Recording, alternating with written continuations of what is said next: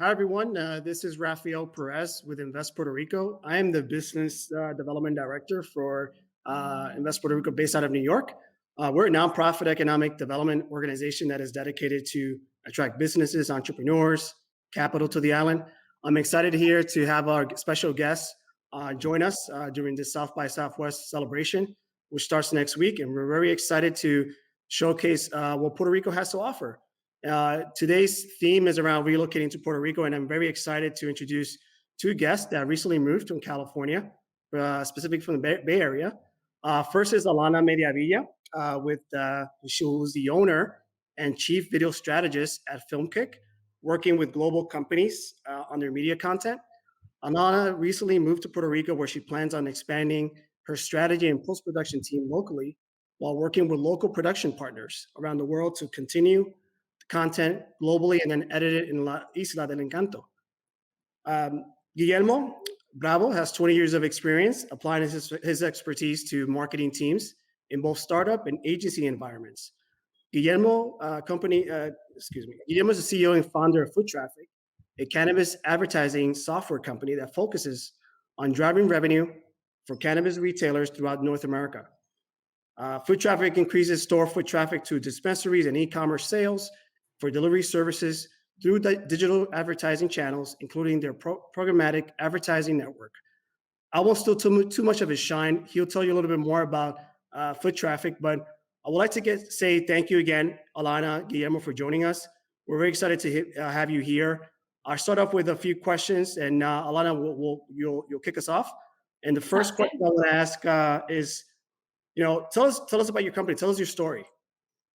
Oh, my story is very long, but I started as a video production company. I started as a all-in-one. I'll close the contract, shoot, edit, do the motion graphics, do everything. And, from start to finish, I was doing it all. And then slowly as I grew, I got an editor, and then the editor, we grew, and then I was shooting and he was editing. And then I got a shooter, and then I was directing, and then he was shooting, and the other one was editing, and slowly we kept growing. And a few years ago, we were forced to expand because our customers' needs were global. We were suddenly having to shoot all over the world. We were having to shoot in India and Australia. And although I love to travel and I love going and doing that myself in person, it was hard to scale that. And so I started hiring local production companies around the world so that they shoot it, and then they would just send it over to us and we would edit it. And so I started moving more into the video strategy, working with our customers. We produce videos B2B.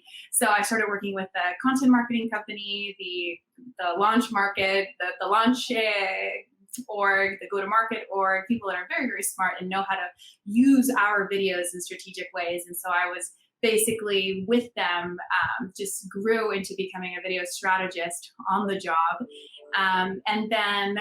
So with that, we've been able to scale. Yesterday, we had 2 shoots in 2 different places. We had one in California and one in Pennsylvania. And I was directing and producing and sitting in my desk in Puerto Rico, which was amazing.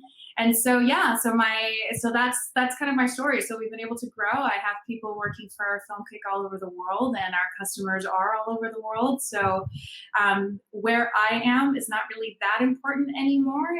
And so I decided to come to Puerto Rico because it is important to me where I am. You made the right choice there, Alana. Thank you. Guillermo, take it away. Yeah, my story. So I started Foot Traffic in 2017 or 2017 is when I legally started. I was working in the cannabis space. I'm from the Bay Area. I grew up in Sonoma County, so it's really been in my DNA since my early years. I really the reason I started the business, I actually had a family friend that was diagnosed with a brain tumor, and she was only given a year to live. And she used cannabis along with plant-based diet and chemotherapy to go into remission. And she is still with us today. This was 8 years ago, and she's actually running a cannabis dispensary. Wow. So full circle there. And that was really the catalyst for me to get into the space and really learn about the value of cannabis. And I found a gap in the industry. There was really no trustworthy advertising companies in the space at this time. is really before cannabis was mainstream.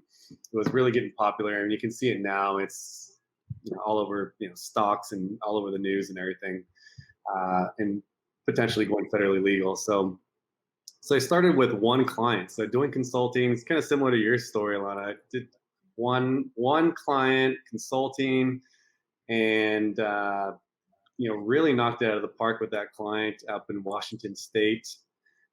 And that was really the light bulb was like, I need to offer digital advertising services to this specific niche because they're really limited. It's high regulation, 21 and up in most states, and it's there's not that much you can do on the advertising front. So we started out with one client and really expanded. Just like yourself, Alana, we're working globally with clients. For the THC-based companies, we're in North America, Puerto Rico, Jamaica, and expanding as legalization expands. And then CBD, that's global. So we can work with anyone across the globe that is selling CBD products online or in store. So yeah, we're in about 500 locations right now in North America. So we're offering digital advertising in the form of programmatic advertising. So that is display ads. So that's targeting people on their cell phones, where you visit one of our client sites, we'll kind of follow you around the web and show you, what you've been looking for, like retargeting. Doing like video ads and publication takeovers, and coming soon we'll be launching different e-commerce ads as well. And then to complement that, we're running like Google ads, search optimization as well through Google, and expanding into social media ads as well. So really a full digital footprint or anything available online as far as advertising. We are supporting dispensaries and delivery services and getting their brands out there, and really e-commerce sales is a big one for us. So we really have pushed the industry forward as far as revenue attribution, as we call it. So that is tracking the source of the revenue and what marketing channels they're derived from. So pretty standard in every other industry, but in cannabis it was not. So we really led the way there and worked with these e-commerce companies to offer that to clients, to provide transparency, which is another view that we really prioritize. So that's a little bit about the company. And we are all we're all online. We're digital advertising. We've always been a remote-based company. We did have a small headquarters in San Francisco and then Seattle in Vegas, and we decided, with COVID coming, that just came out of nowhere. We shut down all those offices, as those leases expired, and we decided to move remotely. And for me personally, my bet was on Puerto Rico. I've always had a Latin American myself, and I've always had an urge to go there and run my business there. I've had different colleagues that have been there for 4+ years, and they've always encouraged me to do the same. So it was really COVID that was that catalyst to get me to get to Puerto Rico, and I'm in Puerto Rico now, and in loving every moment of it. Exciting. I mean, you guys are in a very unique industry, right? In filming and in the cannabis, which is those are ecosystems that have been growing, thriving in the island. Both coming from the Bay Area. I'm in New York now. They call it the Silicon Alley, but you guys came from Silicon, the Bay Area, right? So we know that Puerto Rico is not as big as Silicon Valley, right? But what is it that makes it very unique, right? There's that vibe that incubators, accelerators, opening up co-working spaces, emerging technologies like AI, financial tech, blockchain, creative industries, right? Alana, I'd like to ask you, what makes it very unique? What makes what unique? What makes Puerto Rico unique compared to Silicon Valley? It's a great question. Well, obviously, it's an island. The weather is different. The people are different. The food is different. Um, we are on an Atlantic time zone, which in Silicon Valley, we are doing work with Europe all the time. And over there, we have to get up at 6 a.m. and 7 a.m. meetings with so that we can have meetings with England. And now I can have those meetings at 10 and 11, which is a little bit nicer. So the time zone is definitely a difference. And I find that it's actually helping me expand more into Europe because I'm able to have more overlapping hours with Europe. And I have overlapping hours with APAC too, which I did in California as well. But I find that actually being in the Atlantic time zone enables me to be able to participate with, America, EMEA, and APAC. So that's actually really huge for a company that is looking to expand globally. So that is something small, but also something really large that I would say is unique to Puerto Rico versus being in California. Because you're always the last, we're at the end of the day for the rest of the world. So yeah, so that's something that's unique. And I also find that everything is closer. So there is a lot happening. And in the Bay Area, it's, every from San Francisco, and it's been expanding, right? Silicon Valley has been expanding into outside of the valley. So from like Sausalito or, Sonoma all the way down to Santa Cruz and Oakland and Palo Alto, really, it's actually very dispersed. Even though geographically it looks like it's close, you're still 2-3 hours away from people, which is why remote working was even happening there. I was having remote and I was working virtually with people that were just one town over. I was in San Jose and they were in Santa Clara. But if I were to get in a car and, drive to a meeting in Santa Clara and then another one in San Jose and then another one in San Francisco, that wouldn't be possible. So actually working virtually was a thing even before the pandemic because it actually enabled to work faster and more efficiently with people. And again, our teams are global. So, we everybody was dialing in, at least one person was dialing into that particular meeting, even if the rest of us were in person. So I like that in Puerto Rico, sometimes it's like, oh, so-and-so's office. Yeah, it's just down the block. I'm like, oh, okay. All right. So I don't even need to repark my car. I just go from like this office and I walk down the block and then suddenly I'm in a different person's office. And that's definitely something that it has been new for me. Good. Yeah, I would second that. The Atlantic time zone has definitely been advantageous for me too. It's number one, I can enjoy my mornings and not have to hop on calls, as soon as I wake up. So we were 4 hours ahead of Pacific time zone until next week, and then we're 3 hours. But that's been fantastic. I've been able to get a lot done locally and take care of everything I'd like to before I hop on Zoom all day, right? So it's been great. And then as far as the different entrepreneurs and networking here, been a little challenging since it's COVID, but I'd say that just going out and meeting people. There's a lot of innovative people, I'd say, in Puerto Rico. It takes it takes some guts to really move outside of the United States and move to an island. And you're really a trailblazer, right? So yeah, you'll find some very, I'd say colorful people, innovative, intelligent, Risk takers. Exactly, exactly. So yeah, it's been fun. And definitely I feel like I've met a lot of crypto entrepreneurs in Puerto Rico, a lot of digital advertisers, a lot of investors. So it's a diverse set of people that are in Puerto Rico. Yeah. And then I was just going to say the second, I live in Condado and my office is walking distance as well between Condado and Old San Juan. And I like the diversity. I mean, personally, it's, you can have a beach hippie vibe in one part, you can have a downtown metropolitan city, and then you can go to Europe all within 10 minutes. So Yes. it's nice. That's awesome. And I mean, we hear that from the community as well. A lot of you, I think you participated in some of the tech meetups, or one of them is like the Uncommon Entrepreneurs. Yeah. Any insight there? Or what was the feel when you first went to the Uncommon Entrepreneurs? I mean, you're going to meet lots of like-minded people from all over the world, I bet. Yeah, so I definitely second what Guillermo said, that it takes a certain kind of person to say, let's take a risk, let's do it. I mean, what's the worst that could happen? We go to Puerto Rico, we get a tan, and then we decide that there's a better place. Like it's just there's really no losing, and then you arrive and you find that I wasn't actually sure exactly what the rest of the ecosystem was going to be like in terms of the entrepreneurial ecosystem.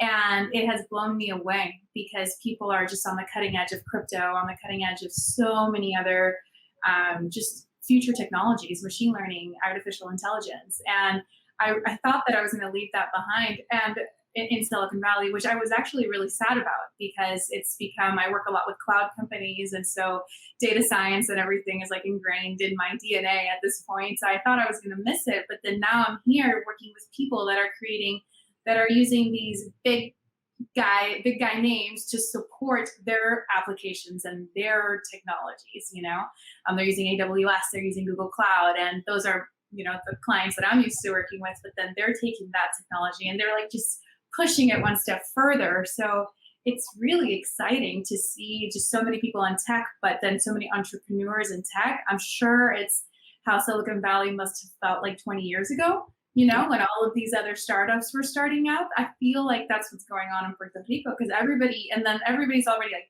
profitable, or they're already, securing different rounds, and it's really exciting. Yeah, I agree. It's a lot of fantastic people to meet in Puerto Rico, and coming through. I think there's a lot of COVID is really just poured gasoline on the fire. There, it's just like, okay, now people are already relocating, and this is just another. It gave you the chance, to breathe, and then make a decision for you, your business, and your family, right? So, and that's a lot of those people are coming to Puerto Rico, which is great for us, right? And networking and meeting like-minded entrepreneurs. Yep. But I like to piggyback. I mean, how do you, knowing that you have a network of peers in the Bay Area, how are they handling remote working? Do you see that? Is this going to stay? Do you think that's going to be more of a hybrid approach? I mean, we're already now hitting a 1-year anniversary, I believe, last week. So be curious to see what you hear and if this is remote working, it's going to be forever, or if not, I mean, we have all the digital tools. Yeah. And we're now, looking at other places like Hawaii and other destinations where you could plug and play and enjoy the quality of life. In our case, enjoy the quality of la vida, right? And Yes. so it's what are you hearing from your industry peers, Alana, about remote Well, work? I can tell you that the cost of housing and living in California was just getting completely out of control, or it is already kind of out of control. So, but I understand why. You have all of these companies that are employing people and are very profitable tech companies with huge margins, and they can afford to pay employees a lot of money, and that's wonderful. But unfortunately, it actually creates not a fantastic culture and real estate environment for people that are not in tech. So I actually find that decentralizing where people are working and decentralizing Silicon Valley and moving people a little bit more all over the place, where they want to go, enables them to bring that economy to other places, to other cities. And, some people might have opinions on that, but my opinion on that is that it's very positive because for me, for example, I continue to pay California rates in here. So I am going to make sure that I can, raise the local economy here as well, and how much people are billing for work.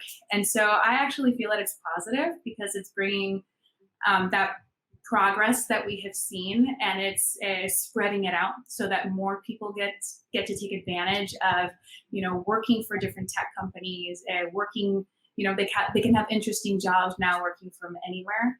I do think that some people want to get back to the office, and depending on the job and depending on what they're doing, some people will need to stay in Silicon Valley, which is Not that bad. I love California, so it's not that bad. But I do think that a lot of people are going to want to move to different places, be closer to family, be closer to the beach or whatever is important to them. And already a lot of companies have gone fully remote. But some of the other companies are still kind of waiting to see. They have big leases with big, big offices, so we'll see what happens there. They've invested a lot in their infrastructure, but I don't know. What do you think, Guillermo? I think I think remote working is here to stay with a hybrid factor. So, like for example, for us, we plan to be all remote, and then we will have like different hubs where group of let's say a group in the Bay Area, let's say, where maybe once a week or twice a week they'll work together, and for the main reason of being next to your colleagues, building that relationship with them in person. There's something about that doesn't that's not transferred over through Zoom calls. And then specifically on the digital advertising and doing like hackathons, like everyone come to one place for 72 hours Yeah. and work together for 72 hours and just create things. So there's definitely that creative aspect that, I mean, you probably have the same in media, is when all like 5, 10 great minds come together and they spend time together, they can create some fantastic things and be innovative. So I feel like that's going to be a part that's always going to be around. And what we plan to do is to do quarterly, as COVID kind of progresses. We'll do like quarterly kind of meetups with the team. So whether it's hitting our sales goals or a company trip, we plan to just, instead of investing our time or investing our money in offices, we're investing in the team and building that relationship as best as we can given the limitations. Awesome. I'm going to now. I mean, many of the entrepreneurs that do relocate, we have a mix of, you know, single to bachelors to. I mean, how about families? What anything you want to say? Do you foresee see that you have the resources there for families that are looking for, access to services like schools, and how's that community, right? For those that are, shifting and transitioning to a whole different, whether it is a culture or an island, how's that for families? Lana, you want to take a stab here?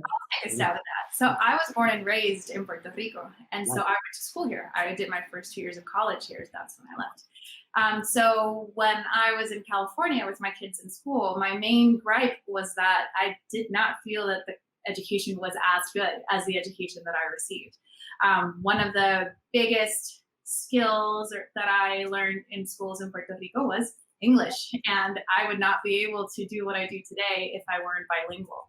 So, and that was something that I felt was really lacking in California, even though they had Spanish programs, the kids weren't speaking Spanish, and so they definitely weren't writing it. There were some great things about the schools there for sure, but whether it was private or public, I felt like there were just some things about culture and home economics and understanding the culture of the land that I felt was kind of lacking. And I am very much looking forward to putting my kids in school here. We're already looking at schools, and there's something for everybody. There are schools in English for people that want to just continue to have their kids in English. Almost everybody is bilingual. So even if you were to put them in a Spanish school, it's always a bilingual school, which is very exciting. I'd like to put them in an immersive Spanish school because my kids are not, they're not fluent in Spanish. So I'd like to just kind of throw them in there, see what happens. But there's a lot of culture there. There's a lot of families, and I'm in Humacao. I'm in Palmas del Mar. So over here, one of the reasons why we decided to move here was specifically because we saw so many families, and it was a smaller community where our kids, the transition into the island was a little bit easier because so many of the other kids speak English. And especially I have a 13-year-old, and when she hangs out with her cousins, my nieces and nephews, and they're all speaking Spanish, she's just kind of in a corner uh-oh. And I thought that could potentially be a problem for a teenager. And I like that she has an American community here that she can be herself with, talk about American TV, which Puerto Ricans know also, but whatever it is that culturally they would have in common. There's a lot of people from California and Texas, and then with that, she's starting to meet people that are local, and she already has the confidence of liking the island, doing things with different people. So I believe that as a family, it's just there's so many things to do. You can go to the beach every weekend, and it just doesn't get old, and it's free. So I feel like there's just so much to do, and there are so many different families down here. It does depend on where you move geographically, just like any city. Yeah. If you plop yourself in the middle of San Francisco, you're not going to see that many families. There's going to be some, but if you go to Oakland or if you go to Santa Clara, you're going to see a lot more. So in Condado, Santurce, maybe not so many families. There are still families there because I know a few, but not as many. So you would definitely need to, I would recommend that somebody comes and sees different parts of the island. Rincon, for example, Aguadilla, Isabela too on the west side if they don't really need to come to San Juan very often. And then really find the right community that is going to support you, has fast internet. That's important for us that are working remotely. Yeah. And just a good community that jives with the lifestyle that you want to live. That's awesome.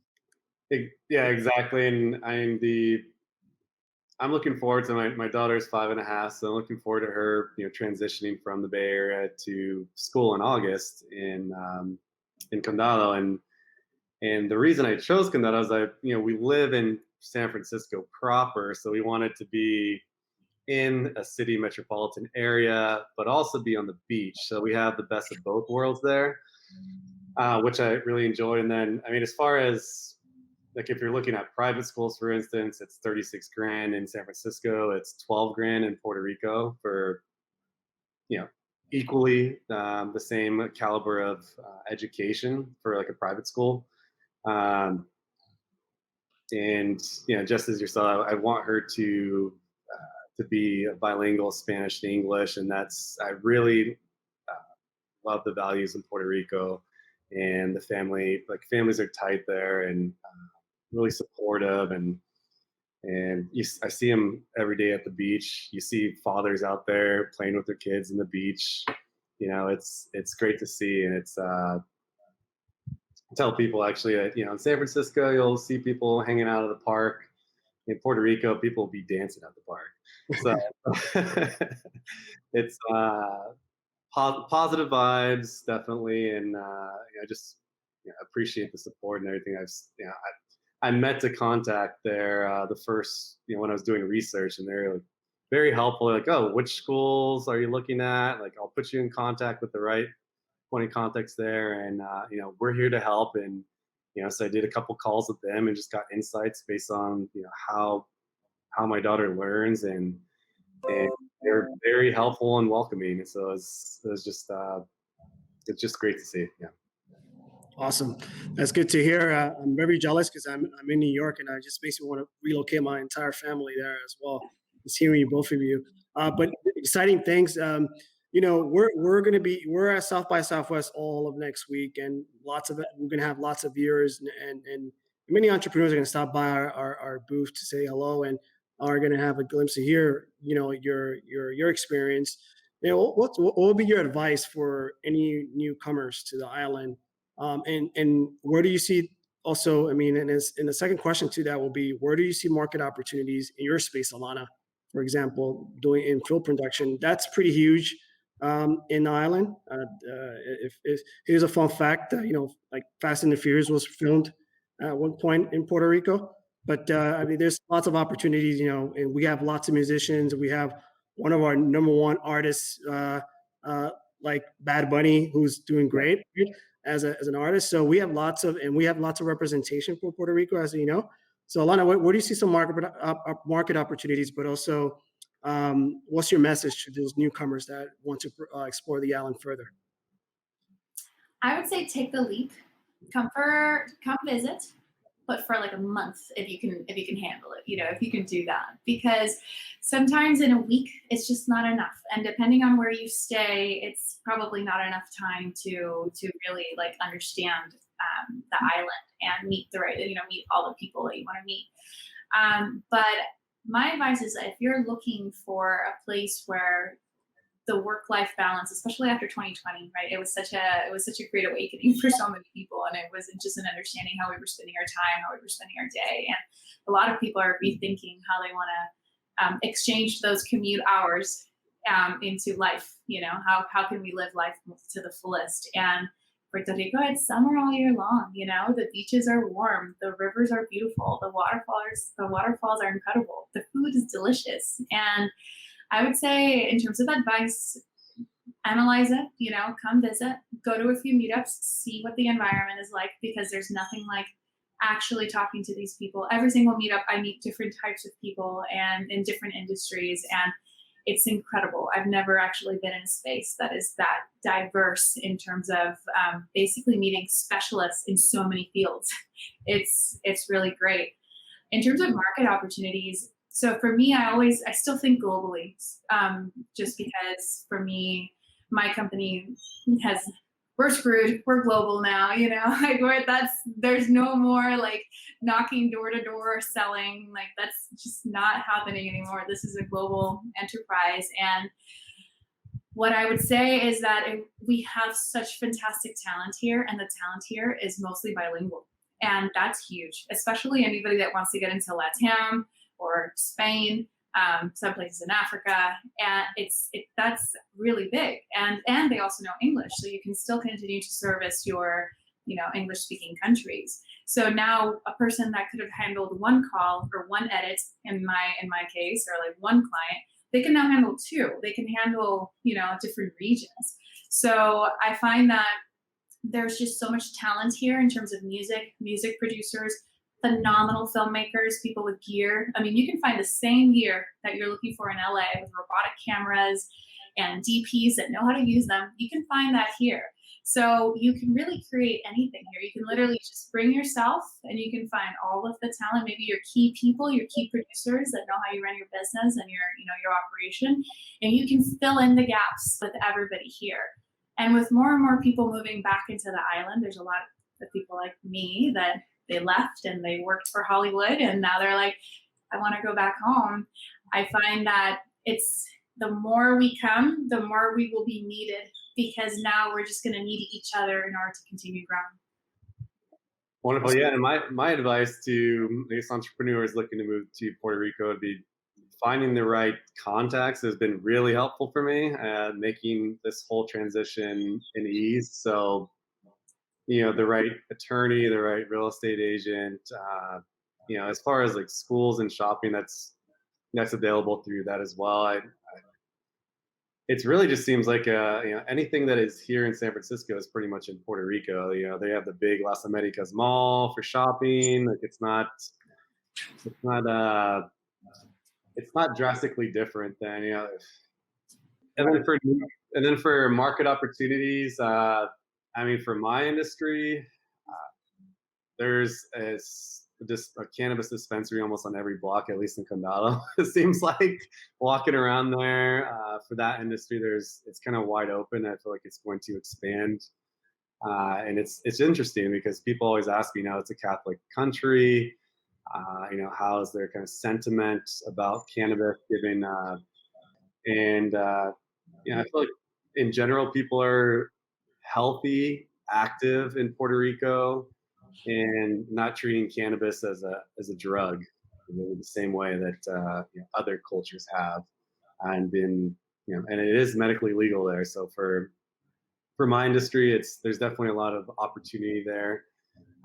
And as far as the software development, we're already doing our research on finding different candidates in the area, and I'm surprised to say that there's a lot of candidates that are qualified for what we're trying to do in the software development side. So it's not going to be hard to find someone to really support what we're trying to build. So and bringing that creative insight into what we're doing. Awesome.